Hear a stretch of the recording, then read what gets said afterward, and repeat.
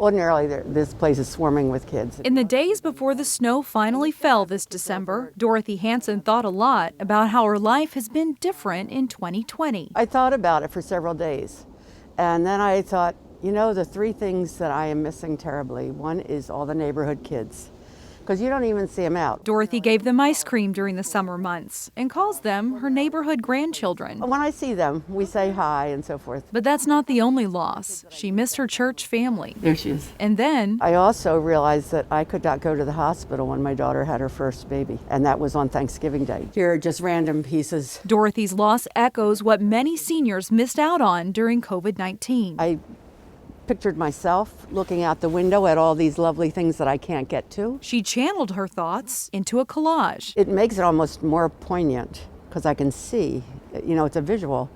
But also what I found meaningful in this process is sharing my art with others. She'd do art projects with them and give them treats and snacks. Dorothy's artwork is part of a larger collection of art that therapist Susan Devine curated to show what life was like during COVID-19. My clients have been talking so much about COVID to the point where I just felt like I've got to get this together, you know, to show people that they're not alone. The artwork shows that the COVID-19 experience is vast and varied. There's isolation and frustration. This girl is 12 and I feel trapped, controlled, restricted, forced.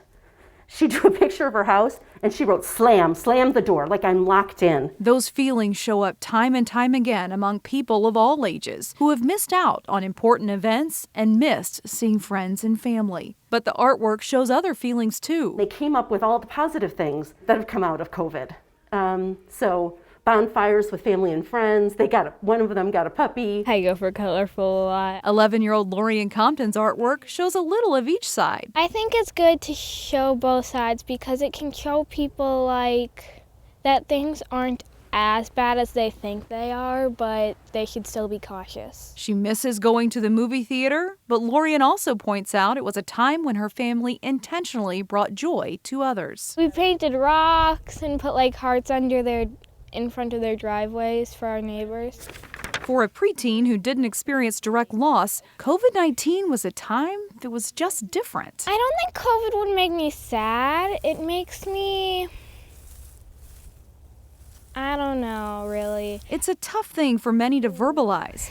Just as the seasons change, COVID-19 has caused a lot of change in my life. And therapist Susan Devine says that's what creating the art was all about, helping people sort through a different, confusing time. You feel all these feelings on the inside, right? You feel them, they're stirring, but a lot of times people don't understand what they're feeling.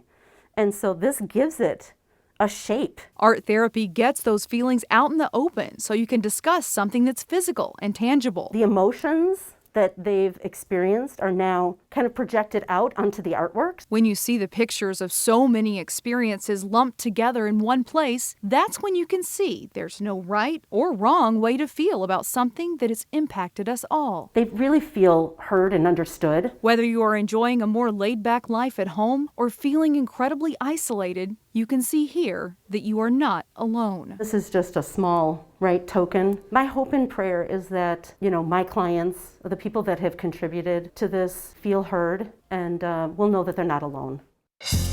Find more local news stories at ccxmedia.org and follow us on social media.